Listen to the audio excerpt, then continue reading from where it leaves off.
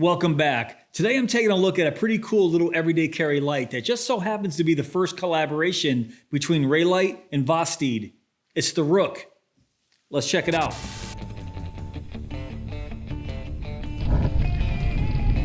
So have you guys figured out why they call this the Rook yet?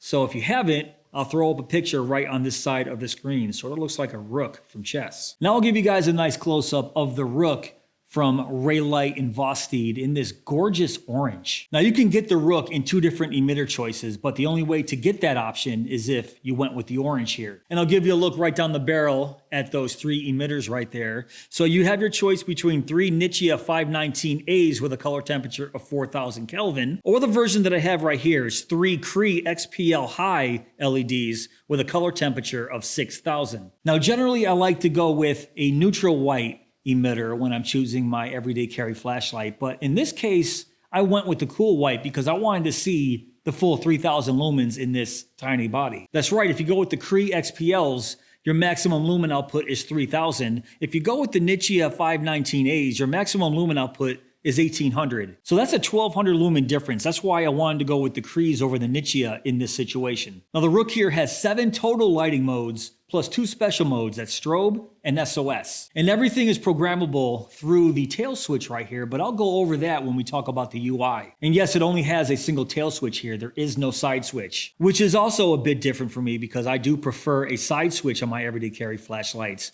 rather than a tail switch. The body here is made from an aluminum alloy and has a hard anodized finish, but the orange color here isn't caused from the anodization. That's just a paint over aluminum. There is no USB Type-C charging port on the outside.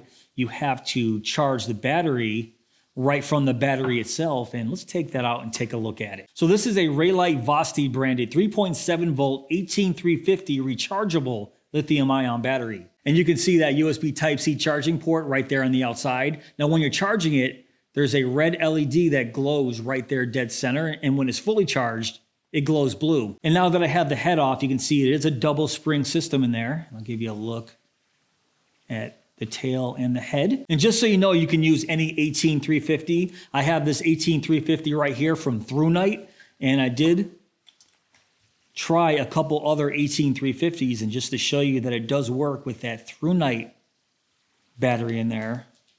There you go. Now, even though you can charge it with the USB Type-C charging port on the outside, if you have an external slot charger, you can charge it that way as well. Now let's take a look at this titanium pocket clip here. I like the shape and the functionality of this pocket clip. And there is a ton of tension on this. It's almost too strong. But I do like the functionality of this pocket clip. It felt very easy to take it out of my pocket and put it back in. And it's held on by these 2 screws right here. So if you wanted to remove it, you can easily do that. Now take a look at the tail cap here. You can see those 3 spots and the 4 spots all around the tail here.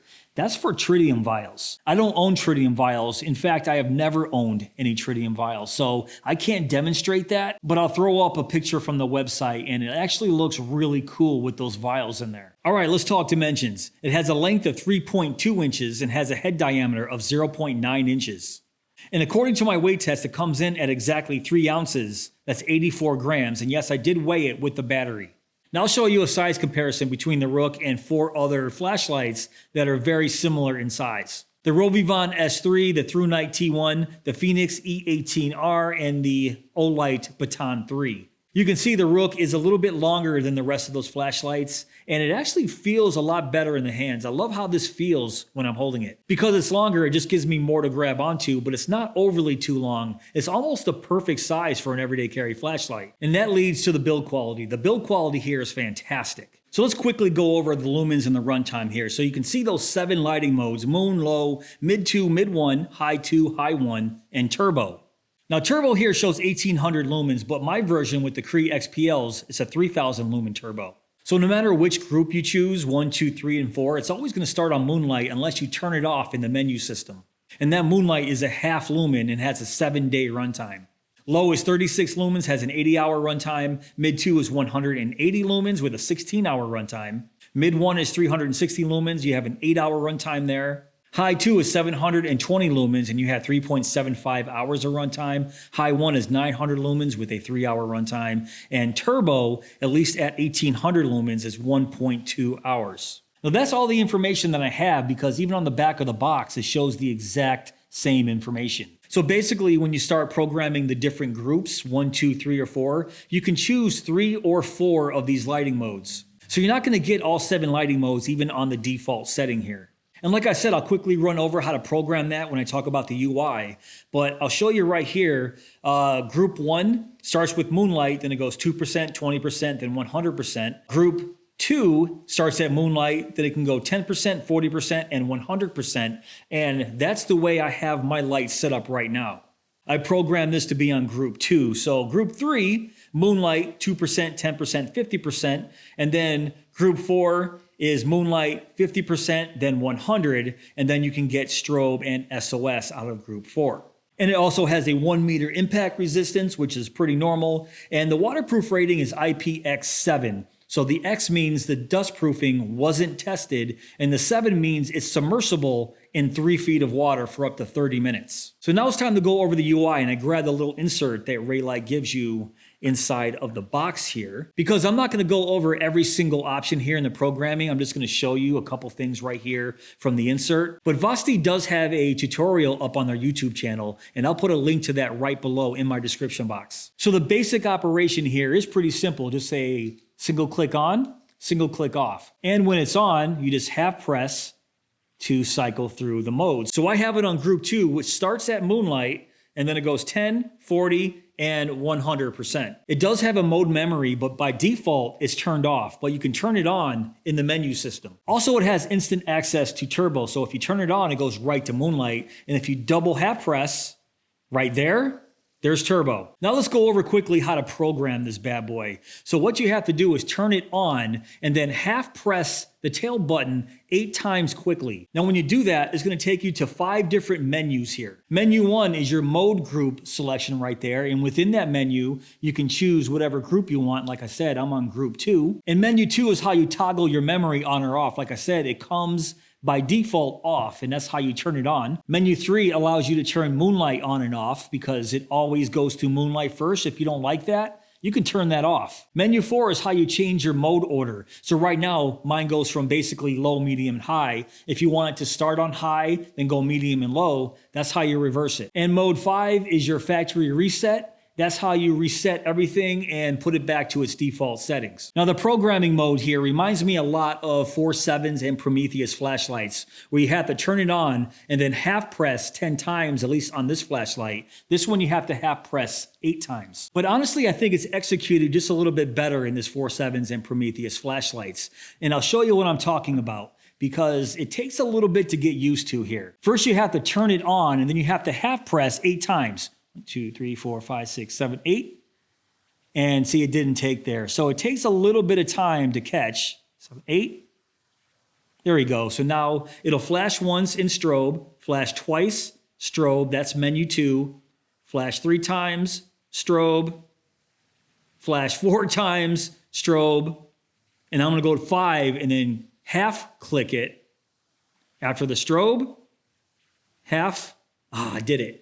That just factory reset the flashlight. So now it's factory reset to its default setting and no longer on group number 2. Now, if I want to reach the groups, I have to stop the menu after it reaches the first menu. And right when it's strobing, I have to half click. So this is where it gets a little bit wonky for me, because it's really hard to hit that half press on this tail switch here. Only because the distance between completely off and fully pressed in isn't that far. So most of the time I sort of overshoot that half press and accidentally do a full press, and then it resets everything that I was trying to do. So that's why I said it's executed better in a flashlight like this 4.7 P1 Mark III, because hitting that half press is so much easier to do. Now let's see if I can get it back to group 2. Turn it on, press it 8 times. Nope. Oop, see, oh man. 1, 2, 3, 4, 5, 6, 7, 8. There we go. And then now I have to, see, I had to half press it there, but I accidentally full pressed it. So this is what I'm talking about, where I get into a little trouble right there. And I just did it. So I know that was fast. So what I did was I clicked it 8 times. It flashed once and then strobed. On strobe, you have to half press this tail switch to take you into the group mode. Group mode has 4 different flashes. So after the first flash, you have to half press to lock it in. After the second flash, you half press to lock it in. So I realized this is a lot of boring stuff and I probably went too far already. So I'm gonna let Vosteed, their tutorial video on YouTube, do the explaining for me because it just gets really boring and this video could be an hour long. So I'm gonna move on from here.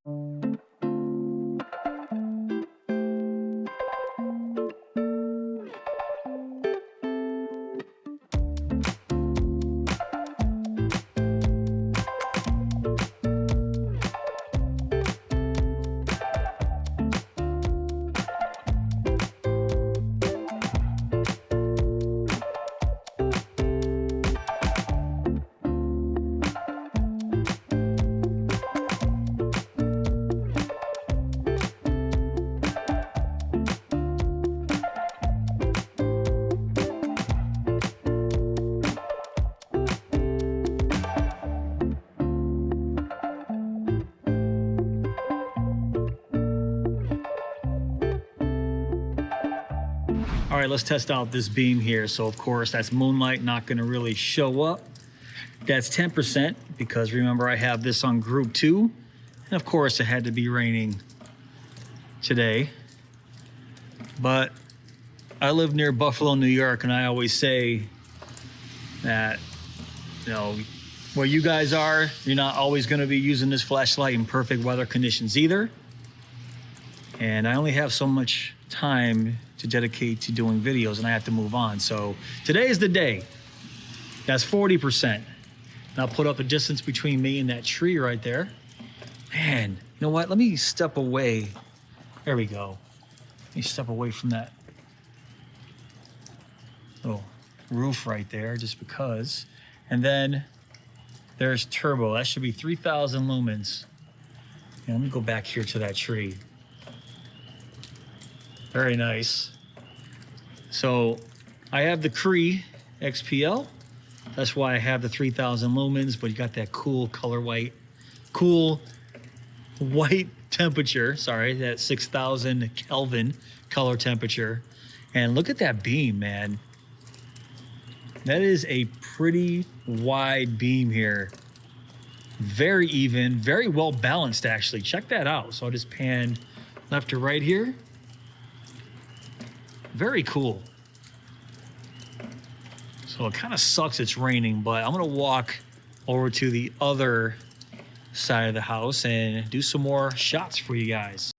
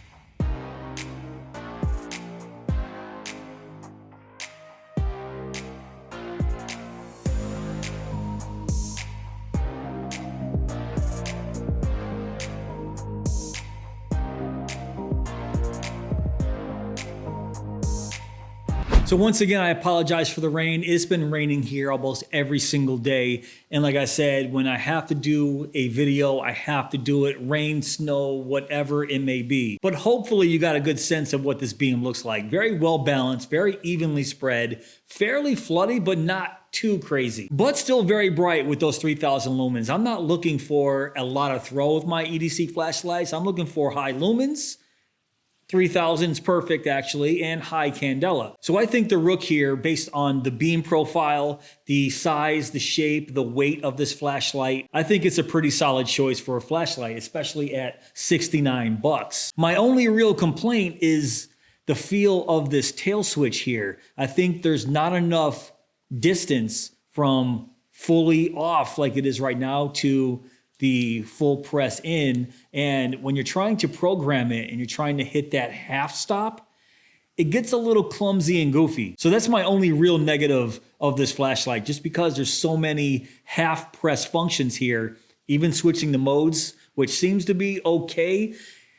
It does feel a little weird. Like I said, when you have a flashlight like the P1 Mark III here from 4.7s, it just feels so much better with this rubberized tail cap here. And there's a lot more distance between off to on, so that half press is so much easier to hit. And I wanted to make another correction. I never mentioned how many colors there are here. There's an orange, there's a gray, black, red, and blue with the Nichia emitters. But orange isn't the only one with the XPL. There's also black. So on the website it shows orange and black is available with the Cree XPL.